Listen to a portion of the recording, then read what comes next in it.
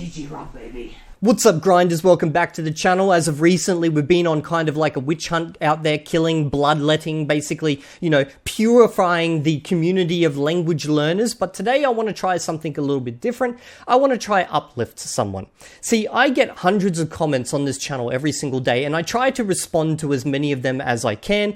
Most of the time, my responses are quite short. It's like just basically a thumbs up or 100% I agree. But sometimes I go into a little bit more depth, but it is really hard to try and keep up with all of these comments. And I just want you guys to know that even if I don't respond, I probably have read your comment. I've just like read it while scrolling, trying to get through the other comments as I can. So I'm not out here ignoring you guys. Now, what I want to do today is I actually want to focus in on one comment which I got today. And when I was reading this comment, it actually, raised some interesting ideas, or like it presented an interesting problem. And now I want to try and solve this problem. I'm going to present my solutions, but I'm hoping that we as a community can work together and provide some interesting solutions to this problem.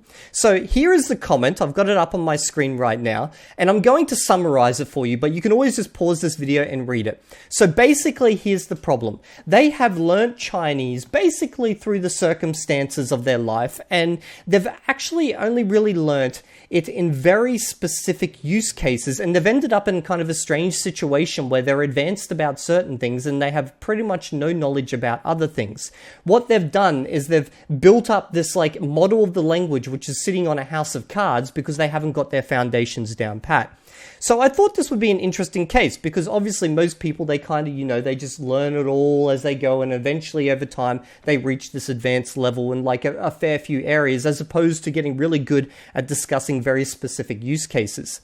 Now, to me, this is actually not a problem at all. Maybe you need to take a step back and look at, the fundamentals to stuff. And sometimes that happens with all skills out there. Sometimes we progress too fast in one area because, it was necessary to progress fast in that area. But then we have to take a step back and go back to the fundamentals and, learn those things. And I understand that, it feels like you're going backwards if you have to go backwards.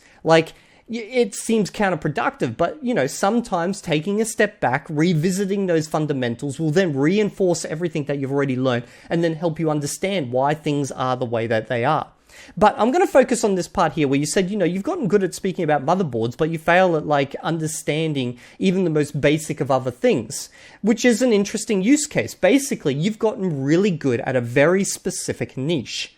Now, this is not a bad thing. This is actually, you can leverage this to your benefit. So what you want to do now is you want to take this gigantic problem, which is language, and cut it down into the smallest of pieces possible. So at the moment, we're going to focus in on this motherboard. So you know about this one specific topic.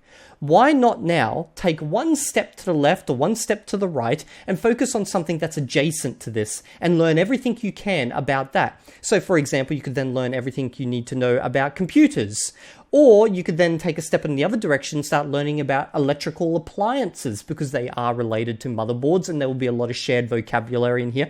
Or you could take a step in the direction of repairs, how you would discuss using, how you would actually discuss to repair these things, the tools that would be related. And what you want to do is take little steps outwards, get better at these adjacent areas of knowledge. And as you start to master these areas, take more and more steps out. Now, let's say for a moment that you don't want to do that because maybe it's work related and it just drives you up the wall. Then what you should do is go find an area of the language that is highly repetitive and easy to get a lot of content for and sentence mine that. If you don't know what sentence mining is, I covered this off in the grind video.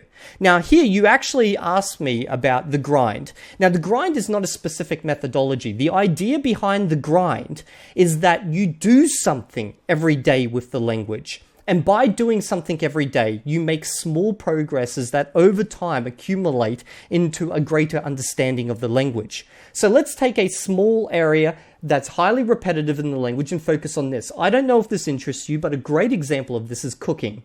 So if you go watch cooking content, pretty much in any language, you're going to get a whole heap of very obvious nouns, like they're going to pop up over and over and over. We're talking ingredients and tools. A lot of actions that are going to be repeated over and over again. We're talking like stir, take, put, pour these types of things over and over, and then you're going to get it a lot in context. You're going to watch these people as they do these things and see these things over and over in context. Now, at the same time, you can sentence mine this, which I did explain in my other video. Basically, you pause it, you find words that are repeating a lot and you want to learn, and you put these into sentences, audio cards, and you listen to them. And then once you get good at this one little area, you take another step adjacent. So what you realistically need to do is forget about the entirety of the language. Forget about, how vast this horizon is, because realistically, no matter what, we never stop learning a language. Like, you don't stop learning your native language. Every day you learn something new. I actually remember reading a study that was something like we learn one new word when we get to our age, like 1 or 2 new words, I think it was a day.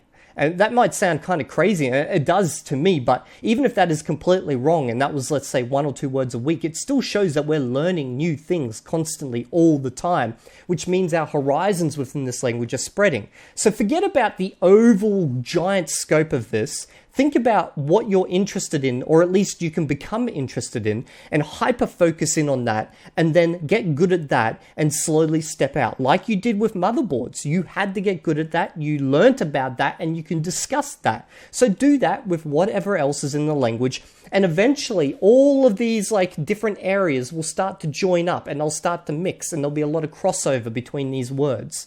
And you can even make an artificial crossover by finding the best path between 2 points. I actually saw when I looked at your YouTube page, you are a game programmer. So basically what you want to do is a pathfinding algorithm between all of your interests and follow that. And by doing that, you're going to cover off on your interests and you're going to find lots of related vocabulary. Which reminds me, here you said, I hope most people are not reading anymore since I do not want it to come off as advertising myself. You can find what I'm doing on my channel that's faster than explaining. So we're going to take a look at your channel, and I can see what you're doing is you're doing Duolingo for Vietnamese, and you mentioned that, and that feels fresh to you because, well, it's a new language, and also every day you're building on top of previous knowledge. Now, I'm not a fan of Duolingo, but I'm totally not against you doing it if that's what you enjoy doing. It's a method and people like using it. It's a tool, basically.